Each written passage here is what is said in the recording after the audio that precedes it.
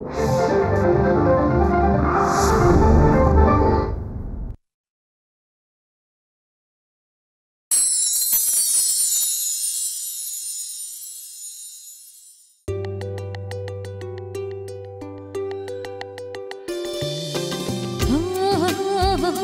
ला ला ला ला ला ला ला ला ला ला ला निराकार ह्या मातीला मूर्तिकार जेव्हा भेटे कळेना जगाला तेव्हा कोण कोणा घडविते चित्तने पंखाबळ झेप नव्या आभानाची गोष्ट उमलत्या मनाची गोष्ट उमलत्या मनाची। सीमा, पाटीलबाईंनी मनीषाच्या सॉरीचा जास्तच धसका घेतलाय ना, असं नाही वाटत तुला? हो ग, धसका तर मी पण घेतलाय। कारण जर मनीषा खरंच सॉरी बोलली असेल, जर ती खरंच बदलली असेल तर आपला शाळेतला दराराच संपला। कारण आज तिच्यामुळेच आपण शाळेत वाघिणी बनून फिरतोय। या या या या अप्पा या। हो बसा। काय सकाळ होईपर्यंत मला धीरच धरवत नव्हता, पण म्हटलं पहाटे पहाटे अगदी कोणाच्या घरी जाणं तसं बरं दिसत नाही ना। नाही रे, तसं काही नाही, तसं मॉर्निंग वॉकला निघतोस ना सकाळी। हो पण अण्णा, एवढी काय बातमी सांगणार होतात? बातमी सांगायची नाहीये, मग शाळेत जे घडलं ते कानावर आलं आणि मी चकित झालो। अहो, मनीषाने स्वतःहून सॉरी म्हटलं। अप्पा, हा माझ्यासाठी एक फार मोठा बदल आहे हो। अच्छा अच्छा, म्हणजे तुम्ही येणार होतात ते प्रेरणाला भेटायला? हो, तुम्हाला काय वाटलं मी तुम्हाला चहा करायला सांगेन? चहा मात्र झकास करता हो तुम्ही। नाही पण यात खरंच इतकं मोठं काय आहे? अप्पा, या छोट्या गावातलं राजकारण प्रेरणाला कळणार नाही। तर मनीषाने गुन्हा केलाय, तिने माफी मागावी असा जर आम्ही स्टँड घेतला तर इनामदार ते मनाला लावून घेतील। मग प्रतिष्ठा, मानापमान वगैरे वगैरे वगैरे। कसं असतं, शिक्षकांनी विद्यार्थ्यांना ढाकात ठेवू नये ह्या मताचा मी आहे, पण शिक्षकांनी सुद्धा देणगीदारांच्या धाकात राहावं असं मला वाटत नाही। अहो, 5-10 वर्षापूर्वी गावातली एका तालेवार कुटुंबातली मुलगी शाळेत येताना स्वतःची वेगळी टेबल खुर्ची घेऊन यायची आणि बरोबर एखाद दिवसाला नोकर पण घेऊन यायची। ते काय नाव तिचं, ते प्रभावती का कोणती, तिची मुलगी म्हणे धावण्याच्या स्पर्धेत असताना घरातला एक नोकर तिच्या डोक्यावर छत्री घेऊन धावायचा। नाही, यातली अतिशयोक्ती सोडा, पण शाळेत पालकांची ढवळाढवळ आता जरा जास्तच झाली। हा, म्हणूनच हा प्रश्न प्रेरणानं प्रतिष्ठेचा नाही केला। म्हणजे मनीषानं माफी मागणं काही महत्वाचं नव्हतं, फक्त तिला तिची चूक कळणं हे महत्वाचं होतं। ते मात्र चांगल्या पद्धतीने केलं प्रेरणाने। अप्पा, प्रेरणा आल्यापासून शाळेत नक्कीच काहीतरी बदल घडेल असं आता मला वाटू लागलंय। उच्च शिक्षणाचा तिला जराही गर्व नाहीये। हो, चला म्हणजे तुमची काळजी मिटली शाळेची। पण एक वेगळीच काळजी आहे। कसली? शाळेतल्या इंटरनल पॉलिटिक्सची। तर या सगळ्यात प्रेरणा कसा तग धरते हे महत्वाचं आहे। कधी कधी शिक्षकांना अशा माणसांमुळे असुरक्षित वाटू लागतं, म्हणजे ज्यांना नुसत्या पाट्याच टाकायच्या अशा शिक्षकांना। काय आता कुठेही गेलं तरी असे खास कळगे असायचेच अण्णा। पण मला याचा आनंद आहे की प्रेरणा इथं रमते। पण अप्पा, रागावणार नसाल तर एक विचारू का? विचार. नाही म्हणजे ह्या सगळ्याला प्रेरणाच्या सासरकडून म्हणजे नवऱ्याकडून परवानगी आहे का? म्हणजे प्रेरणाचं असं म्हणणं आहे की प्रत्येक निर्णयामध्ये जोडीदाराची परवानगी घेतलीच पाहिजे असं नाही.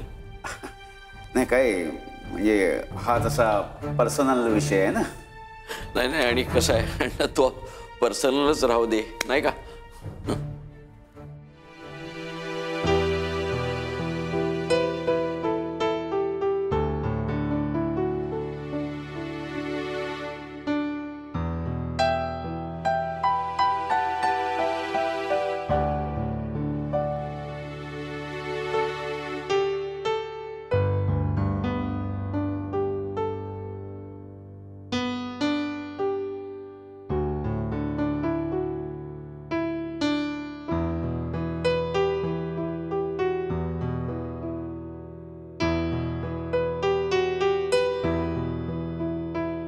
इंग्लिश तुला कळतं, सायन्स जाऊ दे, इंग्लिश तर इंग्लिश मराठी हिंदी ग्रामर अजिबात येत नाही. काय होणार आहे?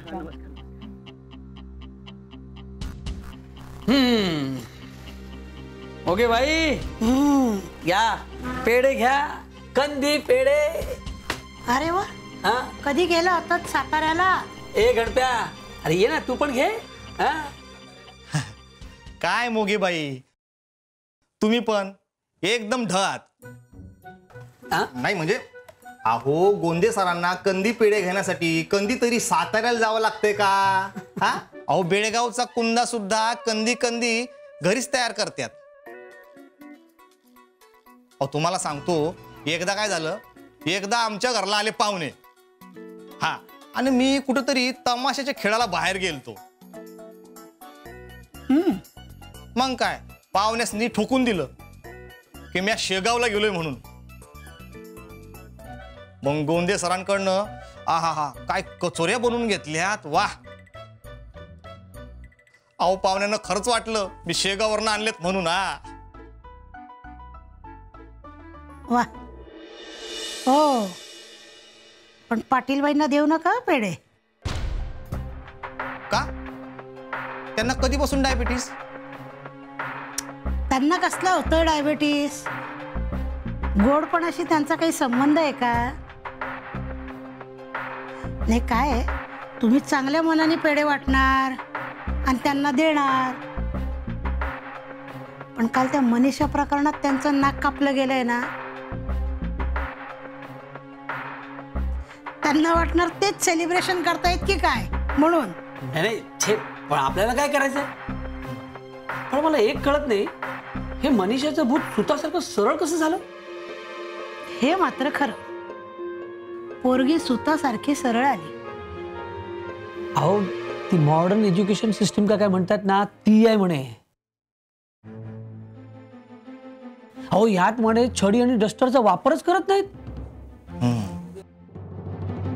त्यांना म्हणावं हे इथे काही चालायचं नाही. असो, पुढचं पुढे, आधी पेढा तर खाऊया.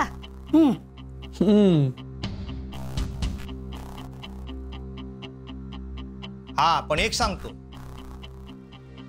या नव्या बाईंची स्टाईलच जरा वेगळी आहे. हा,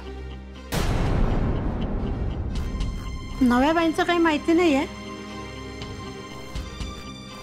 पण हो, मनीषाची स्टाईल मात्र वेगळी आहे.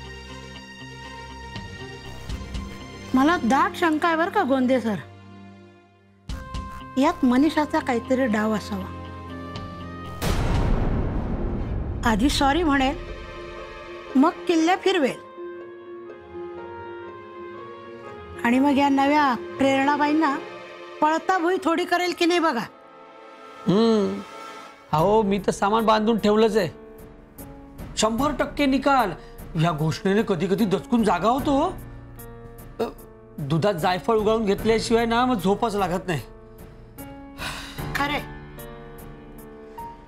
सगळ्यांच्या मानेवर टांगती तलवार आहे एवढं मात्र खरं.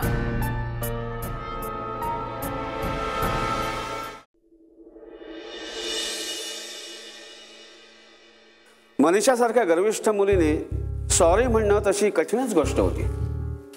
मनीषाच्या वडिलांनी इनामदारांनी तिला थोडासा नम्रपणा शिकवायला हवा होता. पण प्रेरणाने हे करून दाखवलं. हो, मी सांगितलंच होतं तसं त्यांना. डोक्यात तुम्ही राग घालून घेऊ नका. अहो, समजून सांगितलं ना तर मुली समजून घेतात. अहो, तेच तर म्हणतोय मी. प्रेरणा आहे ना, ती मनीषाला समजवण्याच्या भानगडीतच पडली नाही. आता तुम्ही नाही का कित्येक वेळा मुलींना समजवण्याचा प्रयत्न केलाय, पण प्रेरणाने थोडा वेगळा विचार केला. ती मनीषाची थोडीशी वेगळी रिॲक्ट झाली. पाटील बाई, ह्याला इनोव्हेटिव्ह थिंकिंग असं म्हणतात. आणि ह्या इनोव्हेटिव्ह थिंकिंगची आपल्या शाळेत फार गरज आहे. मी काय म्हणतो, तुम्ही प्रेरणावरती थोड्या आणखीन जबाबदाऱ्या टाकाव्यात. हो, देऊनच आली आहे मी जबाबदारी. वह्या तपासायला दिल्यात ना. हो, जबाबदारी. मी जबाबदारी म्हणतोय. माफ करा अण्णा, पण एक सांगते. अहो, त्या मनीषानं योगायोगानं माफी मागितली आहे. याचा अर्थ असा होत नाही की मी लगेच त्यांना मोठ्या जबाबदाऱ्या द्याव्यात. अहो, त्या वर्गात कशा शिकवतात, वया वगैरे कशा तपासतात हे बघायला नको.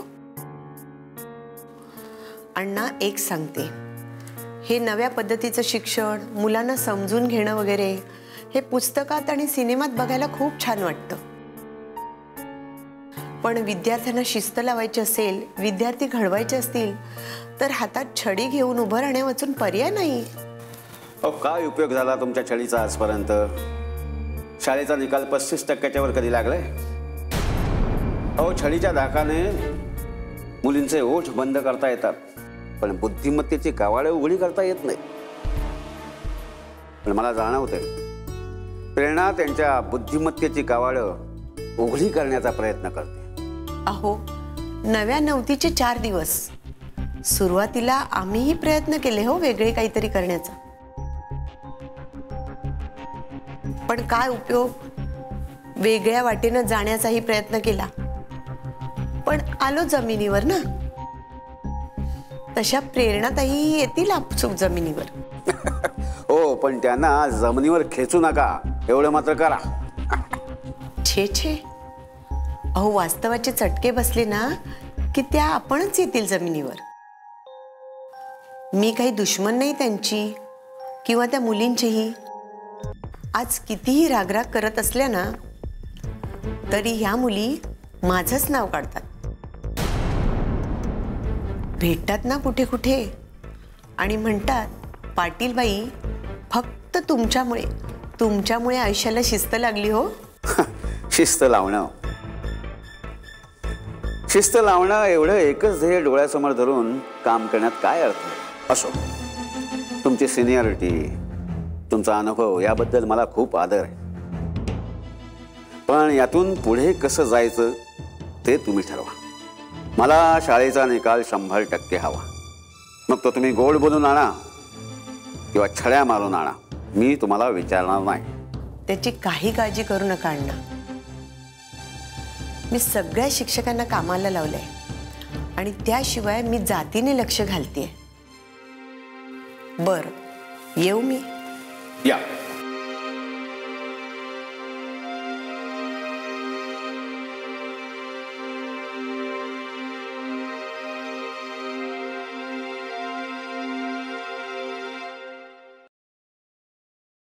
गोष्ट उमलत्या मनाची.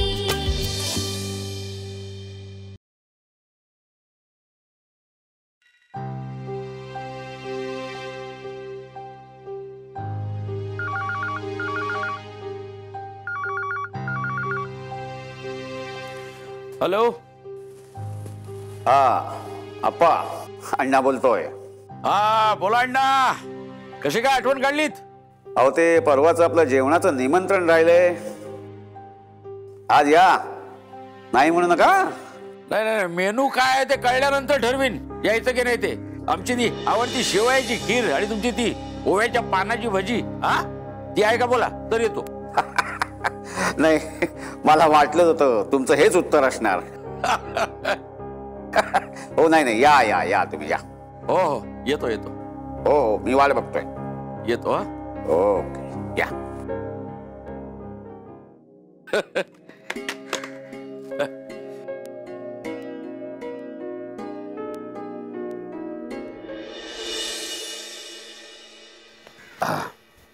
गणप्या, तू आता इथनं सरळ शाळेत जा. मी अजून दोघा चौघांना जरा भेटतो. अहो अण्णा, किती त्रास करून घेताय? अहो किती जीवाचा आटापिटा करताय, किती दगदग करताय ते बी ह्या वयात. अरे कसलं आलंय वय? आचार्य विनोबाजींना तू पाहिलं नाहीस म्हणून असं बोलतोयस? नाही पाहिलं नाही, पण तुम्हाला बघतोय ना. अहो किती कामं करताय. हा एवढी दगदग नका करू ना.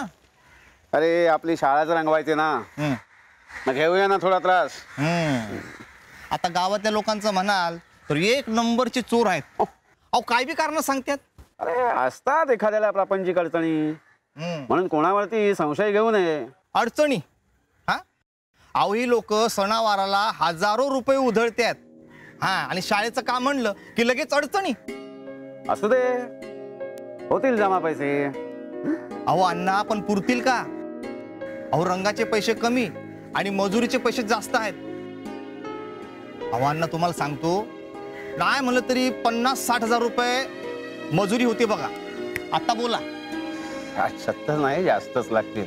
हा कमी नाही. हा मग आपल्या गावात कोणी असं आहे का की? छे नाही. अहो गावातले रंगकाम करणारे शाळेचं काम म्हणजे कंजेशन द्यावं लागल म्हणून आधीच कन्नी कापून घेतली त्यांनी. आणि म्हणून म्हणतात कसे लई कामं घेतलेत, अजिबात येळ नाही. आणि बाहेरचे रंगकाम करणारे घेतलेत तर जास्त मजुरी घेतील. सगळंच कठीण होऊन बसलंय. अहो कठीण काय? अहो लई लई अवघड झाले बघा. पण अशक्य तर नाही ना.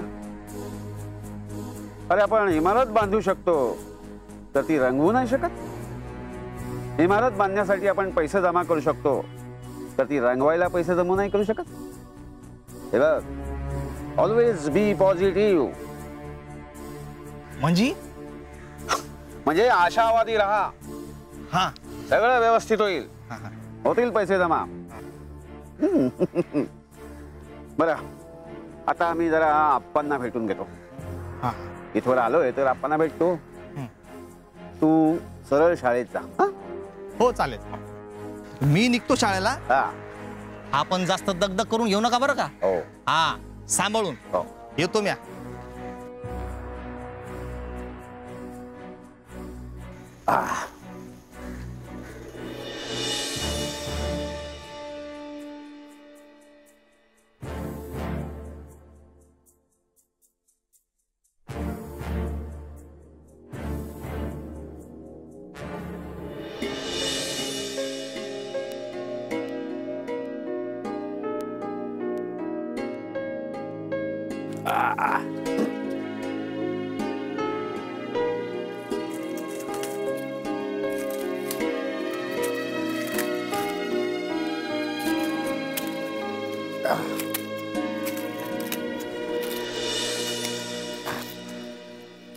येऊ का?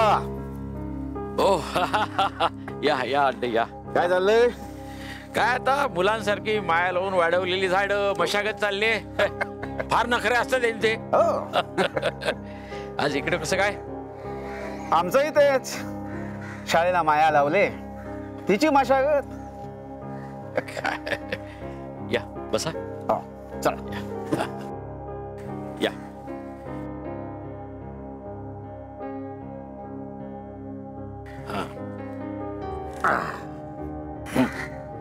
बोला अण्णासाहेब, काय म्हणताय? अहो नेहमीचाच उद्योग, देणग्या गोळा करत फिरण्याचा. गोष्ट उमलत्या मनाची. अप्पा, अहो आम्ही मुलांना स्वावलंबन शिकवतो, पण आमची शाळा मात्र अजून परावलंबीच. त्याच्या त्याच्या मदतीवर चालणारी. त्यालाही कारण आहे. कारण तुम्ही डोनेशनच्या नावाखाली धंदा करत नाही. खरंच सांगतो अण्णा, आजकाल शिक्षण क्षेत्र म्हणजे पूर्ण झाले नुसती. डोनेशन अहो फिया द्यायची आमच्या मुलींची कुवत नाही, पण आपलं रीत काय, तर आता एकही मुलगी बिन शिक्षणाची राहता कामा नये. गावात 100% साक्षरता हवी. पण आता कशासाठी निधी जमवत आहे? शाळेच्या इमारतीची डागडुजी, रंगकाम. आमची शाळा आता रंगवायला झाली हो. पण काय करणार, सगळे हात आखडता घेतात, कारण सांगतात. आणि आजकाल मजुरी सुद्धा खूप महाग झाली हो. हो खरंय. पूर्वी कसं शाळेचं काम म्हटलं की लोक पुढे यायची, हो मदत करायची. आता काय नाकं मुरटतात फक्त बस. हो त्यात त्यांचा तरी काय दोष. सार्वजनिक पैशांचं मातेर झालेलं बघतात ते. हो साध्या गणेशोत्सवात, बुद्धिदात्या गणेशाच्या उत्सवात सुद्धा वर्गणीचे पैसे खायची बुद्धी यांना होते. मग लोक देणग्या कसे देणार? हो खरंय. स्वातंत्र्य लढ्याच्या काळात तुम्हाला सांगतो, आमचे आजोबा असे धान्य गोळा करायचे. हो आमच्या घरात नुसते गहू साठलेले असायचे, लोकांनी दिलेले. काय त्यांचं वाटप करायचं होतं. एके दिवशी तर आमच्या घरात अन्नाचा कण नव्हता. बापरे. परिस्थिती फार गरिबीची हो आमची तेव्हा. आजी म्हणाली आजोबांना, रात्रीपुरते गहू घेते आणि मग परत देते. आजोबांनी सांगितलं, खबरदार, लोकांचे आहेत ते गहू, उपाशी झोपू देत पोरं, पण लोकांच्या धान्याला हात लावायचा नाहीस. तुम्हाला सांगतो, त्या रात्री अख्खं घर उपाशी झोपलं. ती माणसंही गेली, तो जमानाही गेला. खरंय खरंय तुमचं. बरं बसा तुम्ही, मी फर्स्ट क्लास आल्याचा चहा करतो. वा वा चालेल. आलो बस.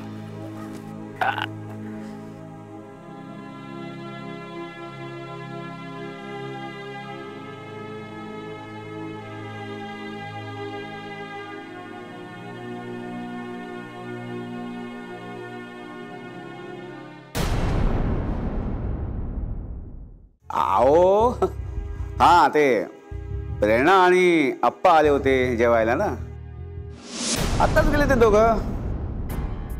मग काही त्यांच्याशी गप्पा मारत बसलो आणि झाला उशीर. वा, छानच आहे की.